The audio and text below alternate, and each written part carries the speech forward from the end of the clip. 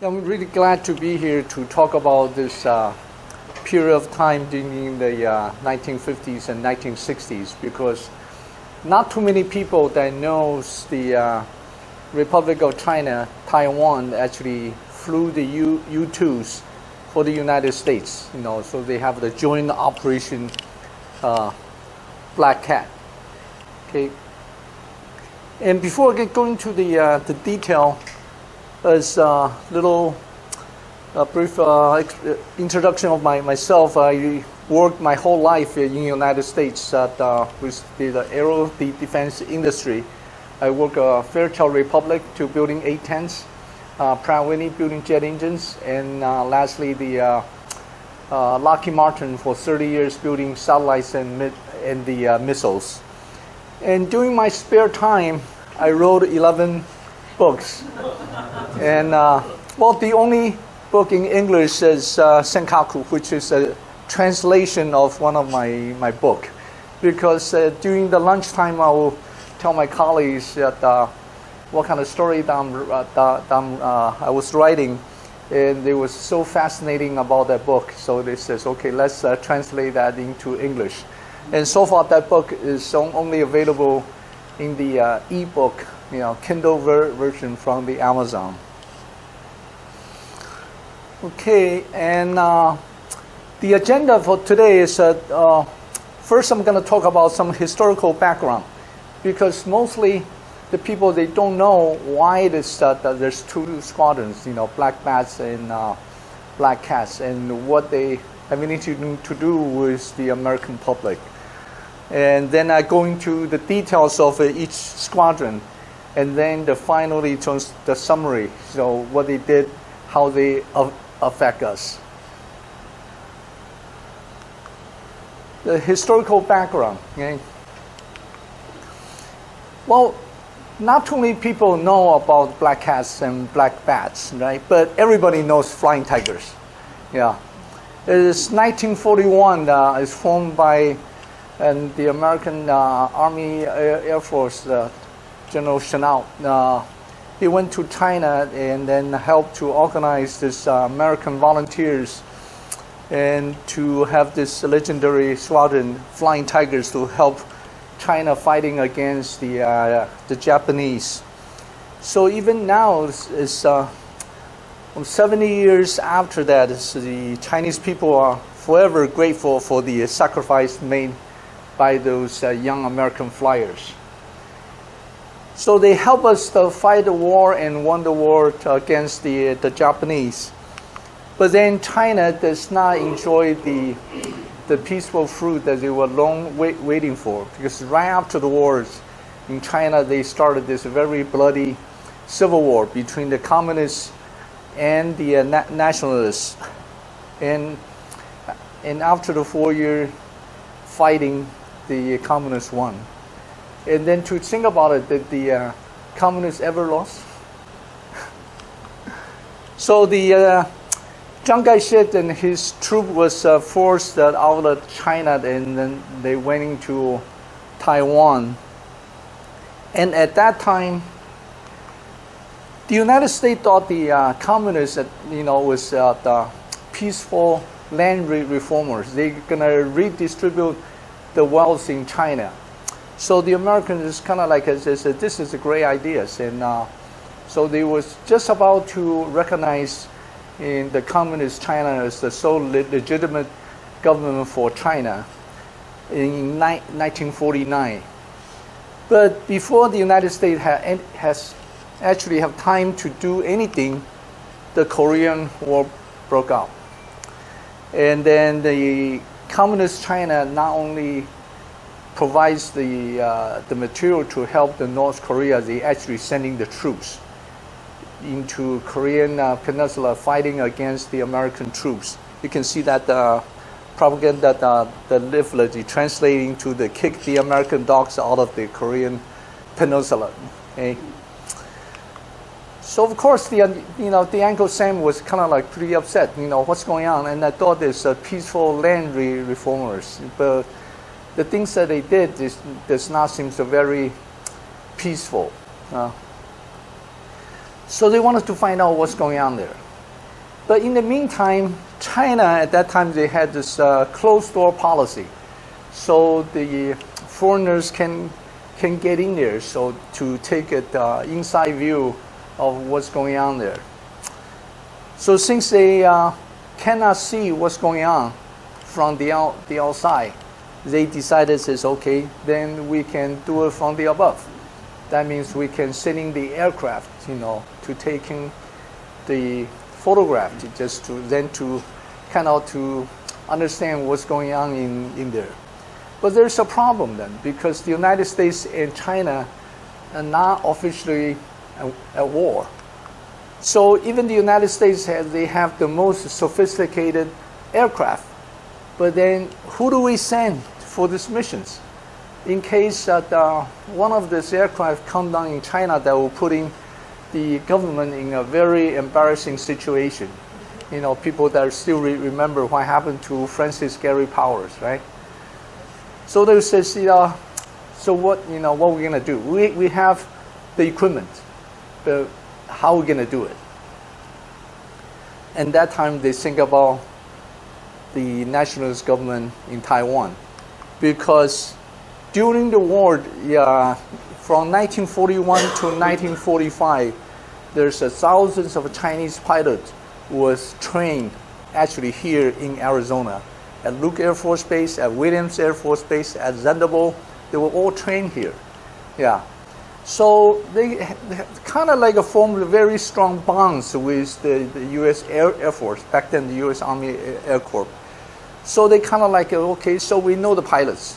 So they know, and actually the United States helped the Republic of China government to establish this, the Air Force. They have this Chinese-American composite wing.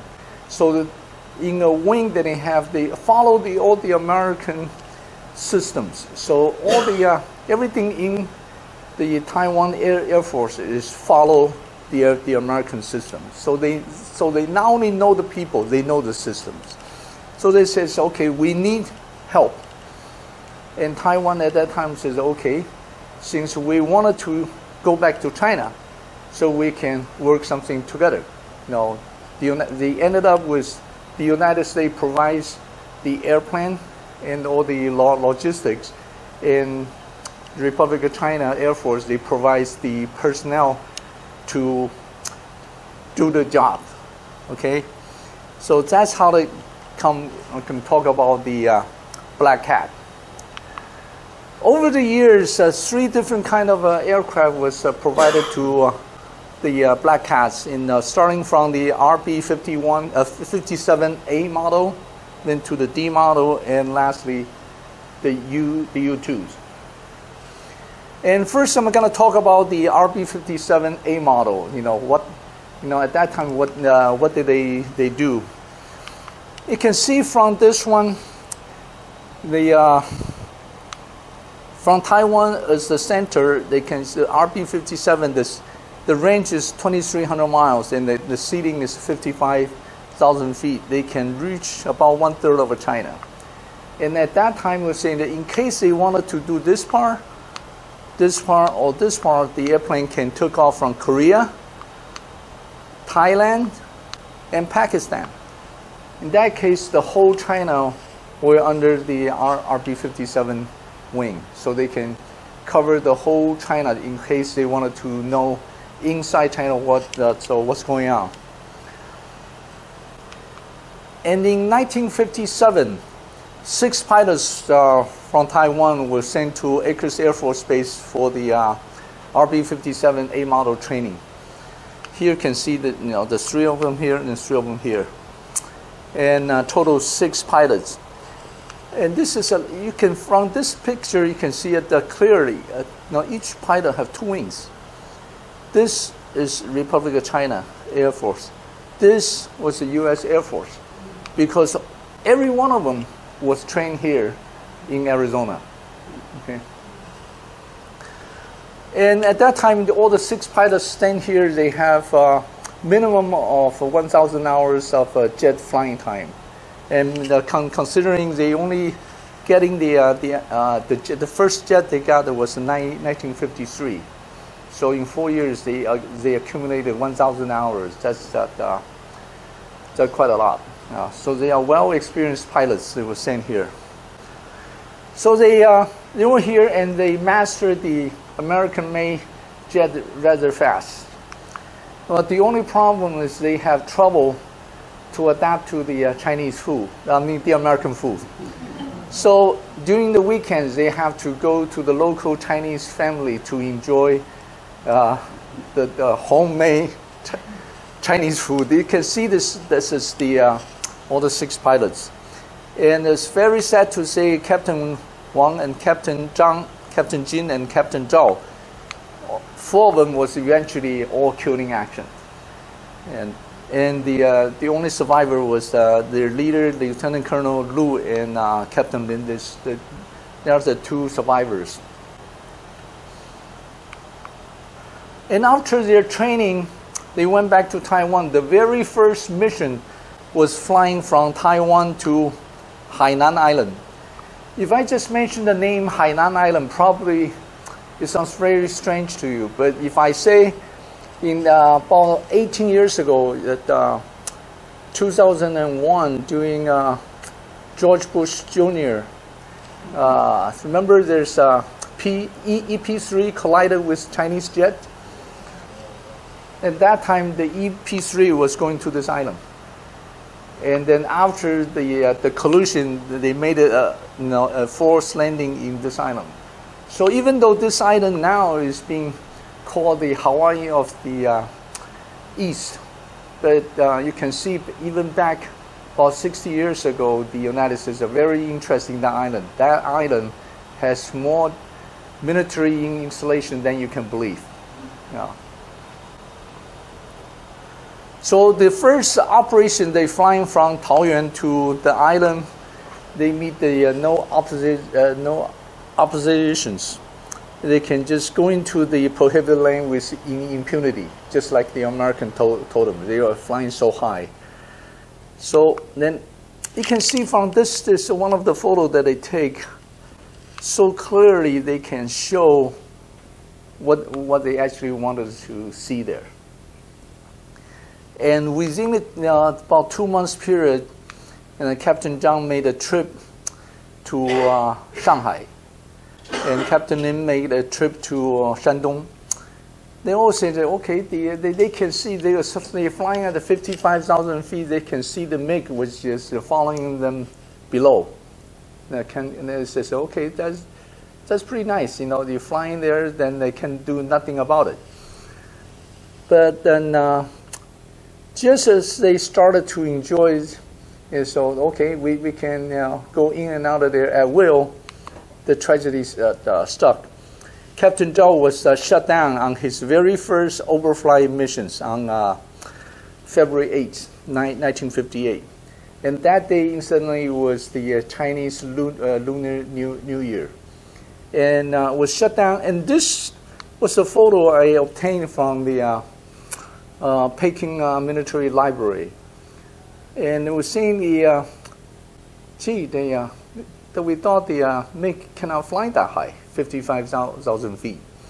So later on, that they learned what happened was the MiG was approaching the RB-57, and they did a dive, and they zoom up at the top of the loop and did an inlet, and then just firing. And shut down Captain Zhao.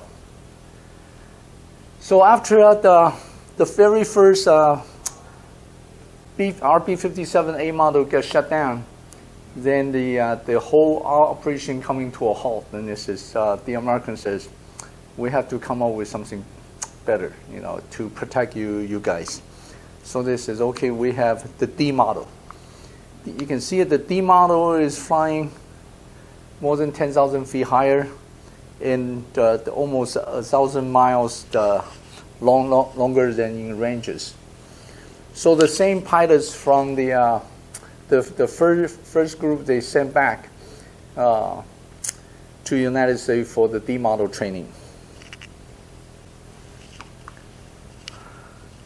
And in 1959, in June, Actually, so remember what saying is the China, the People's Republic of China was established in 1949, right?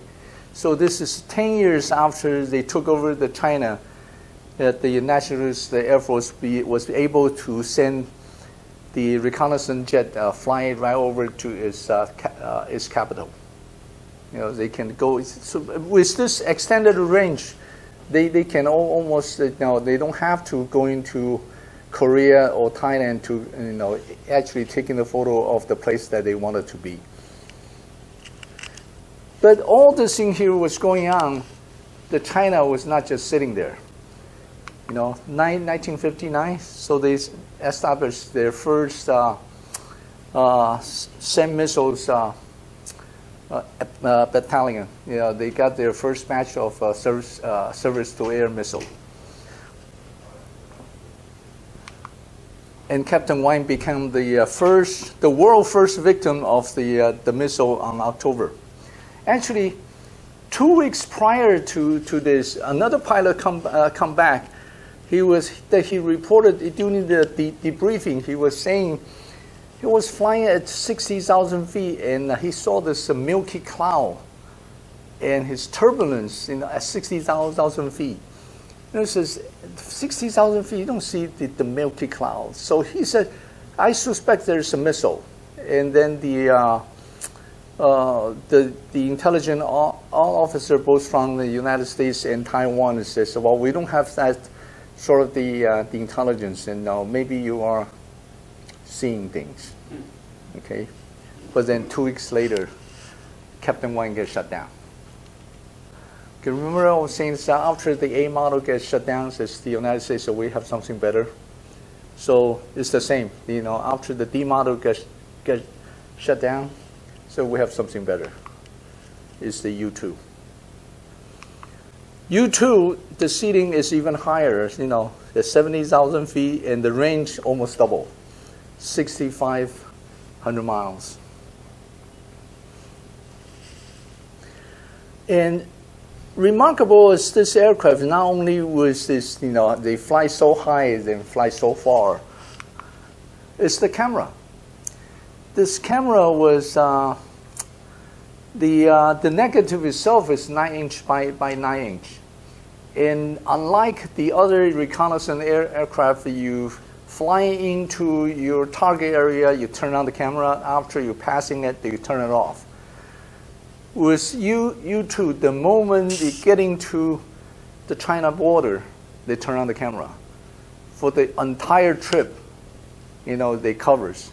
And then you can see this is a rounded circle here, and this is the lens. So the camera actually is not just shooting down. It was a swing back and forth. Back and forth, so they can take the photo from horizon to horizon. And I don't have a photos to show the cover of this opening here, because after they putting the camera inside there, you can see there's 7 openings. So once they swing back and forth, they can take a lot of the photos. You know, like I said, from horizon to horizon. Then after they come back, they give the negative. After they develop, they give it to the intelligence that analyze, so they can see, you know, what's inside China. And since they have to turn on the cameras from the beginning to the end, it creates a problem. You can see this, they need a lot of the negatives. If we remember the old 35 millimeters, you can see you got from the beginning, all the negative on one side. As you turn it on, the negative just flown to the other side, right? But with the aircraft, it creates a problem, because you can see such a huge reel of the negative. It weighs a lot.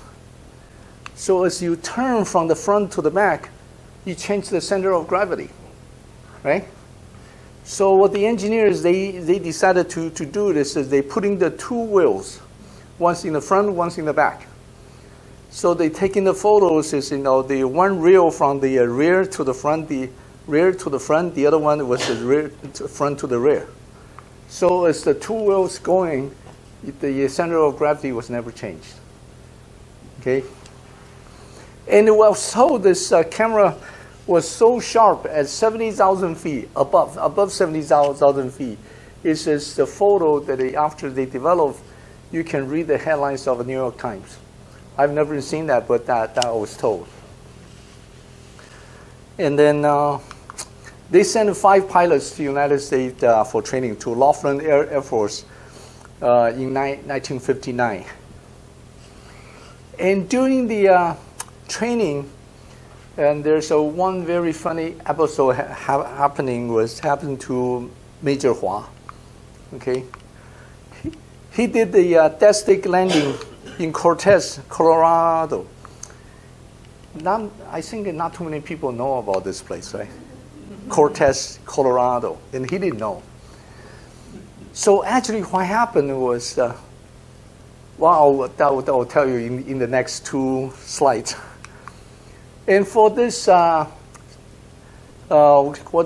United States Air Force gave him this the Distinguished Flying Cross for what he did for that test stick landing.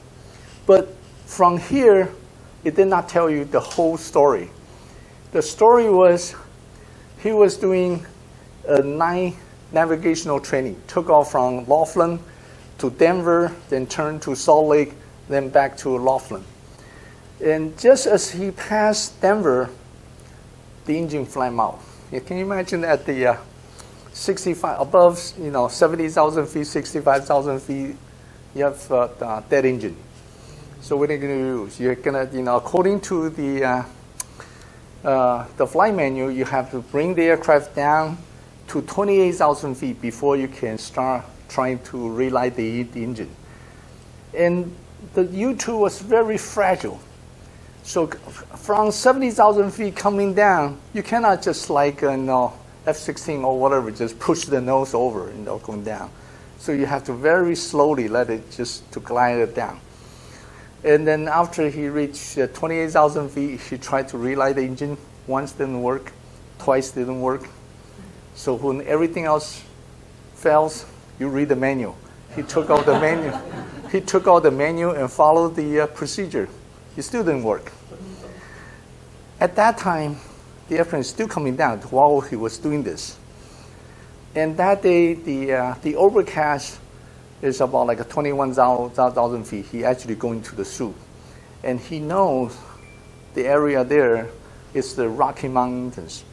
Because he going to the soup, he didn't know where he was. He says, oh, wow, this is bad.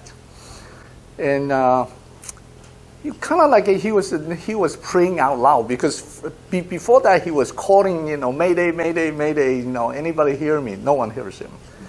And he thought, any minutes he's going to hear a big bang and be called back by his creators. And then it says, miraculously, he actually cleared the soup. It's about less than 10,000 feet. He said, wow, I'm still alive. The airplane's still flying. He looked out both sides. He was actually flying a valley. To look, this side there's mountain, on this side is the mountain. He was flying the valley. And his luck does not stop there. He looked in front, there's town, he's a light. Not only the light on the ground, he said, okay, the light there, that means there's a town there. He can, if everything else fails, he can eject, right? And he saw the rotating beacon. He said, wow, there's an airport. He didn't even know what airport's that. He just flying over, he make a circle, and he landed. And everybody know about the U-2, it's very difficult to land that. They have a film to show, they have, once the airplane getting to the runway, another pilot have to drive a sports car, follow that, and just call out, 5 feet, 4 feet, 3 feet, 2 feet, touchdown. Because the wing creates so much lift. Once he bounces, you don't know how long that it's gonna bounce. But luckily that he landed at night at a strange airport. But no one knows. After he landed, the airplane stopped. He said, no. He opened up the canopy, He get out. It's the only light on the airport. He just walked there. And you have to picture this. 1959, in Cortez, Colorado. Those people in there on duty probably never seen a Chinese people before. And he was from China, and everything that he knows about the airport, because in Taiwan there's no civilian airport. Every airport was military airport, was guarded by the MP or the guards. So he assumed that's a military airport. So he walked in there, and he knows the U2 is top secret. So he went in there. The only thing he was saying, maximum security, bring guns. But he was, you can imagine he was so agitated, so nervous. He said, bring guns, maximum security. Those people in there was talking. All of a sudden, you see this guy was coming in with a spacesuit. I said, oh, wow. One guy near the window, he actually he jumped out the window. And the other guy was on the other side of the table. You know, there's no window for him to jump out. So all he can say is, come no further. And the other guy jumped out, drove to find the payphone to call the police, and the police come after brief conversation that they know exactly what happened. So remember the Air Force magazine, on the backs they used to have a cartoon says, there I was. Okay. That our artist created a drawing talking about knife flying, flame out, landed. This is and after so later on, they was telling him, he says that once you get in there, don't say, bring guns, maximum security. What are you supposed to tell him is, bring me to your leaders. That might work better. But anyway, this is a really funny, for what happened, the 1959, what happened. Okay, and then after the training was done, so they went back to Taiwan, start to do the operation to overfly China. The first Operation Overfly was conducted by Major Chine, January 13, 1962. And you might ask, okay, they were trained here. Remember I was saying 1959? Why the first operation was 62? What happened was 1960, May Day 1960, Francis Gary Powers got shut down. Okay? And then remember what I just said, A model and D model, every time we have something better. After U2, Francis Gary Powers, we don't have anything better. That's the best one we have. Then what happened? So the scientists have to go back. They said we're gonna start to create the countermeasure.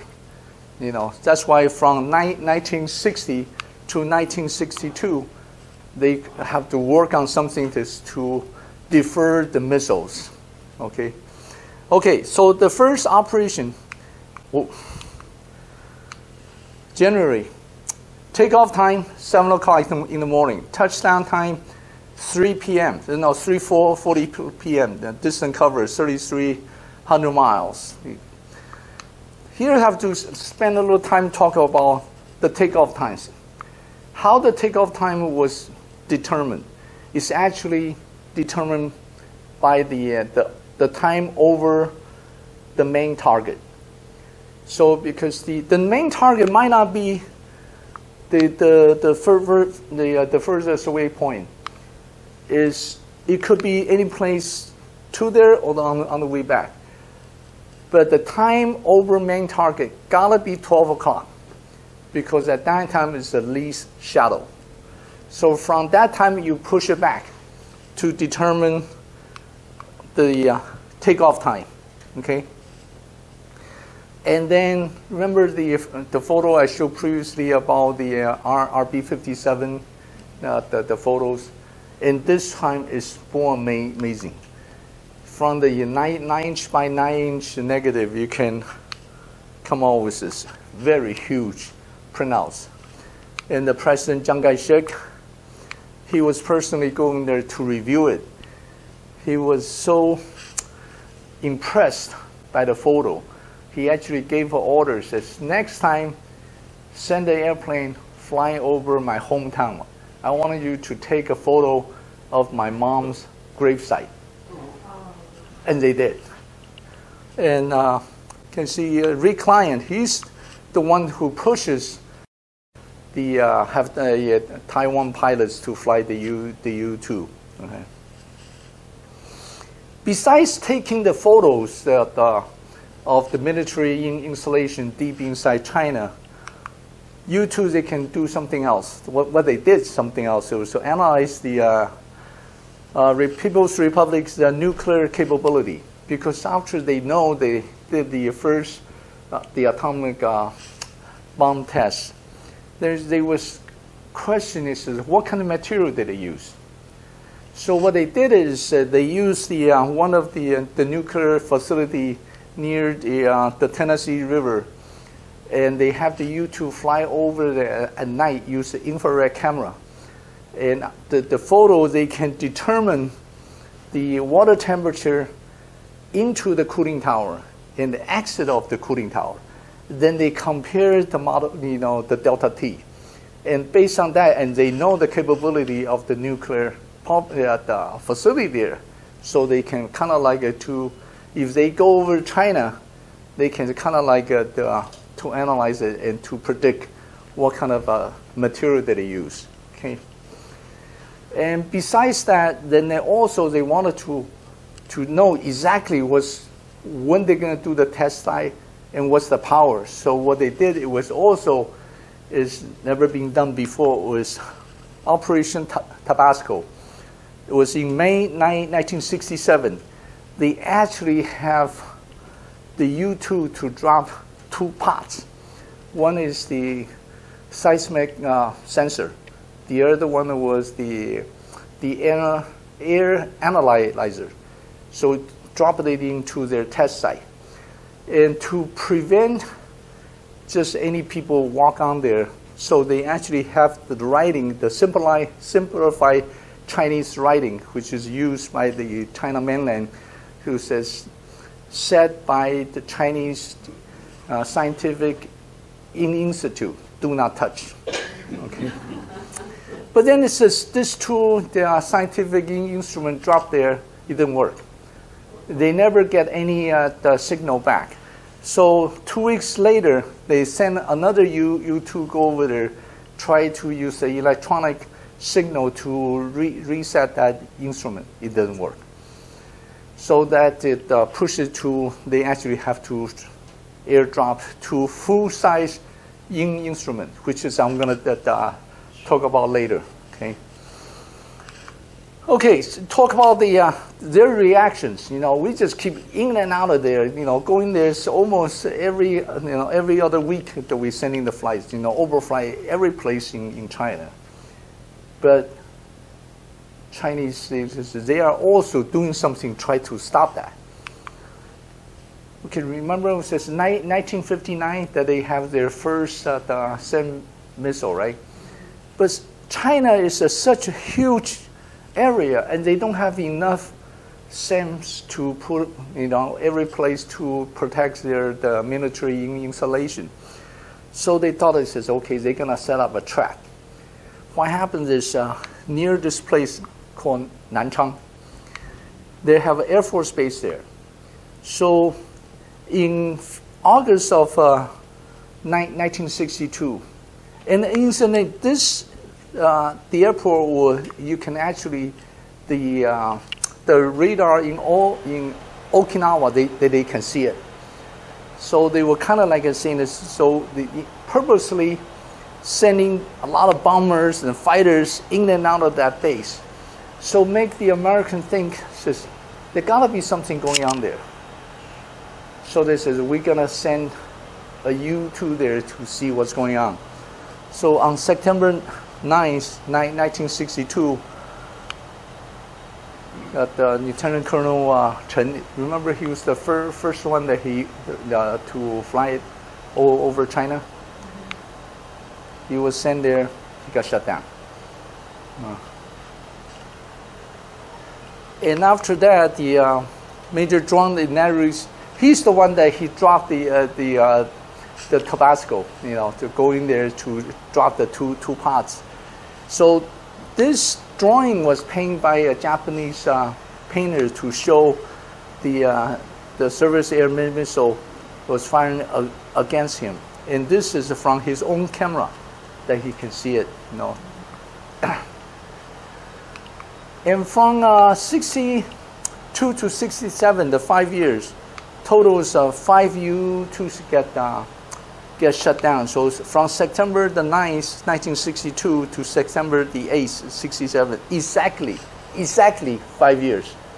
5 U-2 get shut down. And Major Ye and Lieutenant Colonel Zhang, they were captured and was interned for 20 years and was released in the mid-80s. This photo is in Beijing Military Museum, only shows 4 because this shot was taken right after Lieutenant Colonel Zhang was shut down. Okay. Okay, so as when did it come to an end, the operation? The airplane was flying in and out of there, taking a lot of the information out of China. But then as the soldier fighting hard in the front line, the 2 commander-in-chief was actually shaking hands. And Nixon met Mao in 1972. And after that, Black Cats U-2 flew into the sunset in 1974. So they stopped the whole operation in 1974. So their major accomplishment, besides they almost covered the whole China mainland to taking a lot of the photos, but the most significant is they discovered the PRC's nuclear test site. And from there, they accurately predict the PRC's the first nuclear test site date. And they identified the nuclear capability, and they find out the relationship between the China and Soviet went sour. That was because they can see the missiles was originally pointing towards Taiwan to the east, but then they turning the missile was turning to the other way in 1969. Okay, that's enough for the Black Cats. Now I'm going to talk about the Black Bats. Okay, the U-2 was flying deep into China, high altitude, by 1 pilot to taking the photos. In comparison, the Black Bat was going to China at night in low altitude to getting electronic data. So their mission was electronic intelligence. So what they actually is becoming sort of like a bait. They go in China and they hope the Chinese will turn on the radar to track them. As they turn on the radar to track them, all the electronic the instruments inside the aircraft, they can record where's the radar and what frequency that they use. So in case one day, that was the thinking back in the Cold Wars in the 50s and 60s. In case one day the Strategic Air Command have to send in the bombers into China, so they know where's the radar sites, so they can use the countermeasure to blind those radars.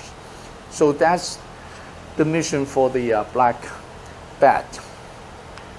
Yes, I did a little chart to compare the aircraft that they use and versus the fighter the China used to intercept them. RB-57, basically that's a RB-17. Basically, that's just a B-17 used in World War II. They can see the speed. Even the P-2V is not any faster. The altitude, and the most important, you see the weapon, what they use. None. Okay? But then we shall go. Because, you know, for the simple orders to go over there tonight, they will go. And so if they don't come back, you can see each aircraft have about like 13 or 14 people. So if they don't come back, next to the Air Force, there's a village. They're gonna have there's a lot of widows in one night. Yeah. And this is taking off from one of the Chinese, Taiwan pilot's logbook. He Major Zhu, he flew the longest B-17 missions. February 26th, takeoff time 1600. That's 4 o'clock. Landing time 11:10. It's not 11:10 midnight. It's 11:10 the next morning. Total flying time 19 hours and 10 minutes. Yeah. But then, even though they go in there and at night they will try to dodge the interceptors, there's a heavy casualties. B-17 was an easy target for the MiG-17s. So the United States will say, well, we actually cannot use that old aircraft for you to risk your life. So they given the P2V. Okay, this is a very interesting photo. If anyone that knows about the US Air Force, saying this, okay, they have a sign here, it's a US Air Force. And it's in the US Air Force destination is RB-69. But if you check the US Air Force history, the Air Force never used this aircraft. Never. So, because this is actually the Navy's P2V. Okay, then it says if it's a Navy aircraft, why they have the U.S. Air Force on the side? So what happened was the CIA used the money. CIA cannot just go and buy the aircraft. So they have to have the Air Force to buy it, or the Navy to buy it. But since the Air Force is going to do the training, so what happens is they have, because this aircraft was built by Lockheed, they have to take the Navy prints, change everything to RB-69. And they total build 7 of them and give it to Taiwan for the specialized operation. Crews sending to United States for the flight training. And now after they've been trained and ready to go. And so does the People's Liberation Army Air Force. At night, they just go in there to intercept them. The method that they use to intercept these night intruders, they use the searchlight, and they use the anti-aircraft artillery. Or fighter intercept, use the GCI, or the bomber to deploy flares ahead of them, so they know the night intruder somewhere. So they have their bomber to deploy flares to turn the night into days. So then they have their fighters, training them so they can shoot them down. Totals of 5 P2Vs were lost. Remember I was saying that aircraft was only built 7? Yeah. But then it says they also, they score 2 communist bombers. Because Lieutenant Colonel Dai, he was flying the P2V deep into China one day and was training by 2 Tu-2s. And he was playing the cat and mouse. He was flying, so he knows there's a hill there, and he right over the hill. He make a sharp turn, and 2 of the Tu-2s would just hit the mountains. So then they're on this aircraft. They actually have the listening device, so they can hear what happens on back. So when they come back, so they report us as two of the enemy aircraft was chasing them and hit the mountains. So they said, so can we get the score just like the fighter pilots, you know? So the Air Force at the headquarters was saying is that, you know, well, the fighter pilots, they have the gun cameras. So do you have anything like that to prove it? Of course they don't, right? So that thing from the 60s and all the way to the 90s, everybody almost realized they forgot about this.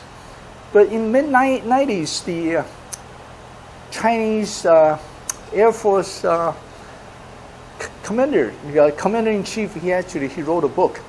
He used the incidents on November 29th. Says that day we have a two Tu-2s trying to get the P-2Vs and hit the mountains. He actually lists the crew name. So Lieutenant Colonel Dai at that time, he retired. He read that book. He said, wow, this is the proof. So he took the book back into the Air Force headquarters. Says, you want proof? Here's the proof.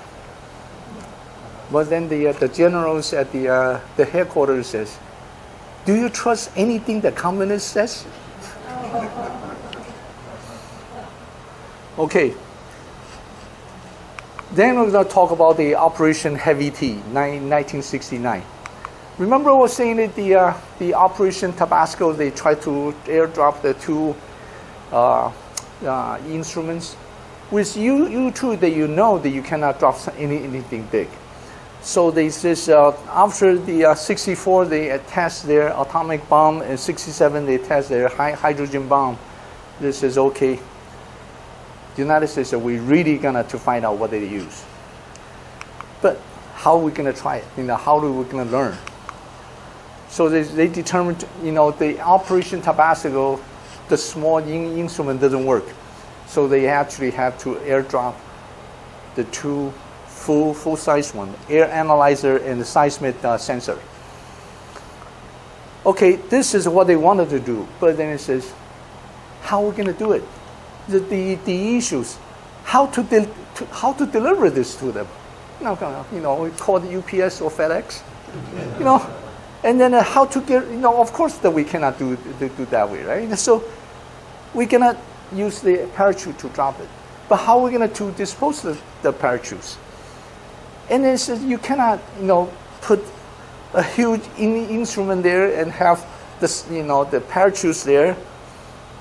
And of course, the communists will find out. So how are you going to disguise that?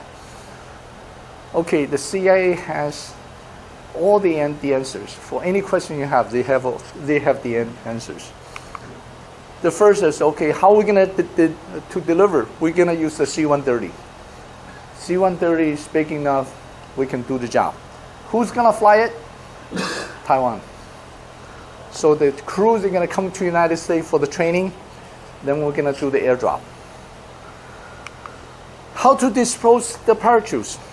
So small explosives. Every 5 inches of the parachute, they have the small explosive. After the whole package hit the ground, it will trigger the fuse. It blow the parachute, you know, into pieces. And after the whole night, the wind was blowing. The next day, you're not going to see anything. Okay. But the most important, how are you going to disguise that? Fake boulders. They put the instrument right inside the boulder. Going to drop that. So, you know, they says the boulder looks like a boulder, it feels like a boulder, and weighs like a boulder.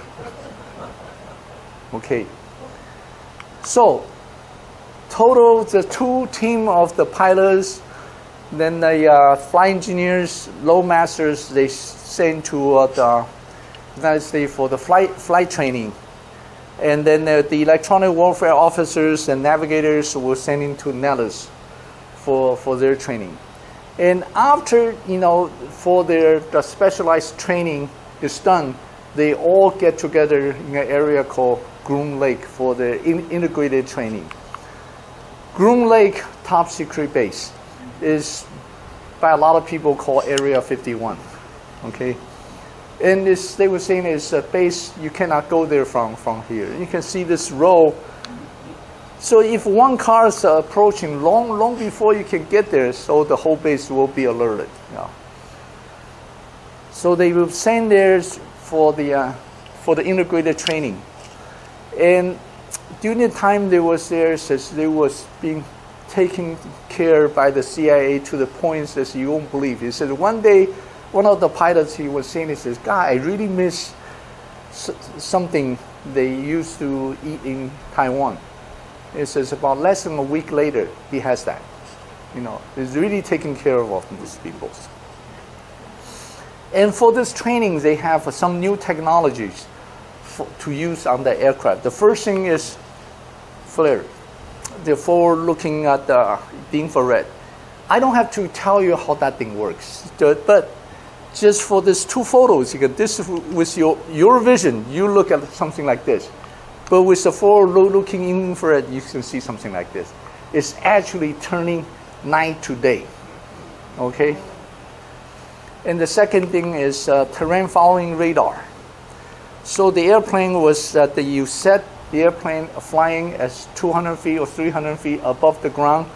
The airplane will fly itself to maintain that constant altitude.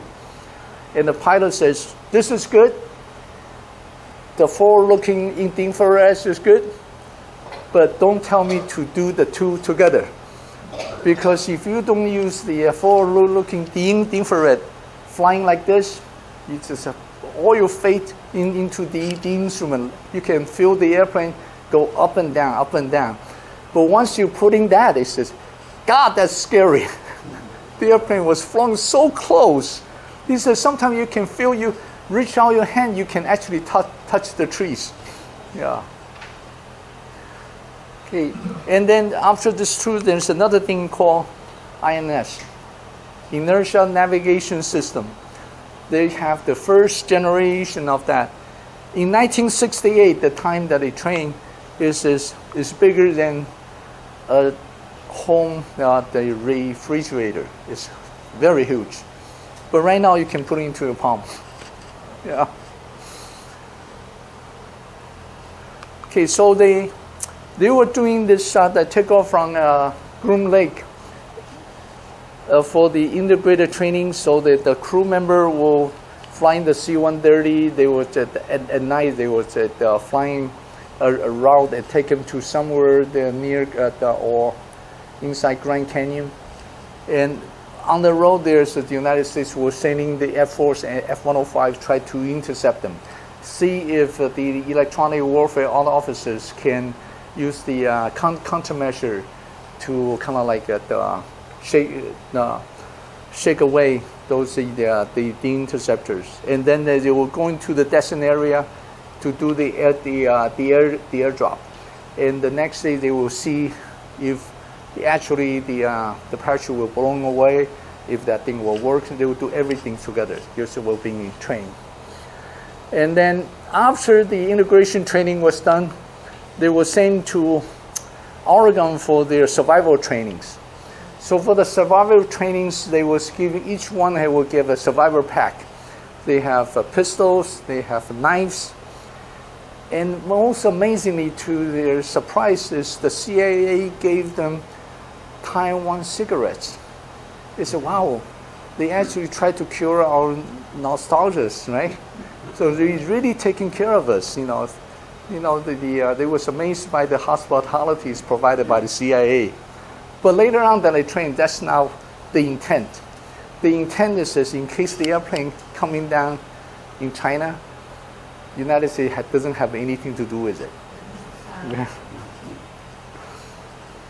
Okay, so after all the training was done, then they were sent back. They was told they were flying Travis to Hawaii, then go to Okinawa, and they were told, they said, "Well, since you've been trained for more than 6 months, every one of them, you guys are tired. Why don't you enjoy you can spend a week in Okinawa to take a rest, and then by next Monday, we'll head back to Taiwan. You can go home." But the night before they're supposed to go home, they've been called together in the hotel meeting room. And it says, well, there's a slight plane change. We're not going to go back to Taiwan tomorrow. We're going to go directly to the secret base to fly the missions. Then we go home.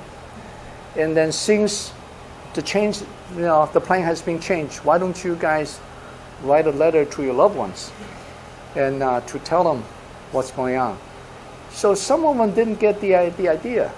So they just saying this, yeah, we're going to, But then so the leader has, the siatus says they have to make the things more clear to saying this as well.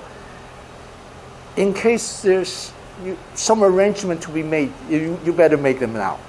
So then they said, well, wow, it's very clear. They was actually asked them to write their final letters to their loved ones. So the next day, instead of flying back to Taiwan, they were putting to 727, they flying to Tackley. And on May 17, 1969 at 5 p.m., C-130 left Tackley Air Force Base and for Mission Impossible. Takeoff 5:11, flying to Burma in 6:30, and 8:30 they penetrate into China. At that time was a heavy storm. The navigator told me the storm was so bad. He looked out his little window. He looked out the propeller. He says like it was inside the water when it was turning. And the airplane was just up and down, up and down. And then he says, well, they were told to trust the terrain following radar. They were, during that storm, they were flying so low, they're going to China. And then at the 11:10 at night, they approached the drop zone. And 2 minutes before midnight, they dropped the first instrument. After they dropped, because they were so low, after they dropped, the pilot, he said that he actually heard the explosion, to get off the parachute. He actually heard that, Then 2 minutes after midnight, they dropped the second instrument.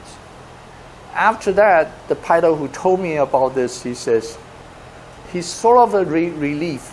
He says, the first part of the mission is done. So what I promised the government, the military, that part is done. Right now, I have to do something for my wife to bring me home safely. That's the second part. And then there was, on the way back, they actually have a little things happens. Was they're approaching a town. Before they get there, they can see the lights. As approaching the city, the whole light, everything, the lights was turned off. They said, wow. So they know we're coming. So they said, what's the next? But nothing happened next. Not until I wrote this thing here into a book. And then I wrote that thing in the, let me see, it was in the late 90s that I wrote that. And a reader from Communist China, he was here for his advanced study. He says, 1969 at that time they were starting the exercise, preparing the war with Russia. So constantly they have this air raid drill. So probably that night was an air raid drill that they turned off the lights, but it just happened for them to fly right over it. So that's a very scary moment. And then at 3:30 they're flying to Burma. At that time they have to cross the Himalayas, and then the pilot says there's almost fire around the edges of the wing, the propellers, and the cockpits. They actually cause some damage to the electronic equipment.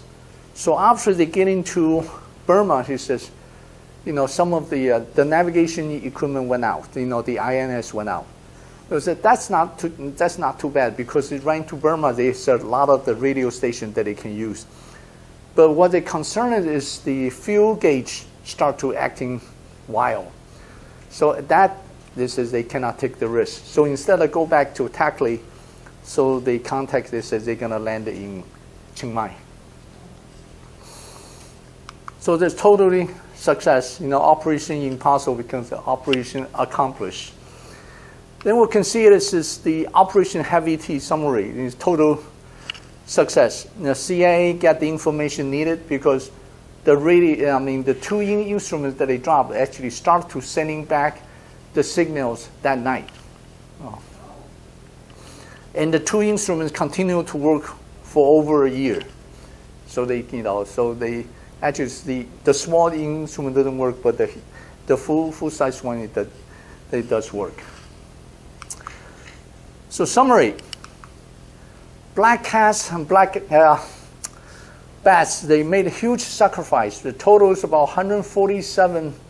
The crew, the airmen get killed. They lost their life to get the intelligence needed by the U.S. And this sacrifice, is the continuation of the spirits of the Flying Tigers. That's why I'm here to talk about this story, because everybody know during the Cold Wars there's a Flying Tigers to help Chinese fighting against the Japanese. But not too many people know there's two squadrons, Black Bat and Black Cats. They were helping the United States to fighting the communists. We fought for a common goal. And this is a very rare photo. You can see the RF-101. The Voodoo was taking fuel by a U.S. KB-50. This is a very rare photo. You can see.